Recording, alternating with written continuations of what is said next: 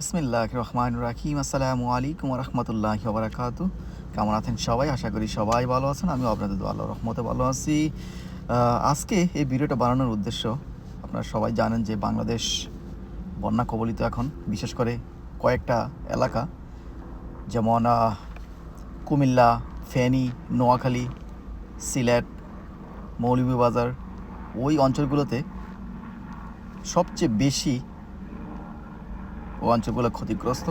দেখুন, ভারত কীভাবে রাতের আধারে, গভীর রাত্রে এই বাঁধ খুলে দিছে। বাঁধ খুলে দেওয়ার কারণেই কিন্তু সব পানি, ভারতের সব পানি আমাদের এই বাংলাদেশে এসে বন্যা কবলিত হয়ে গেছে বাংলাদেশ।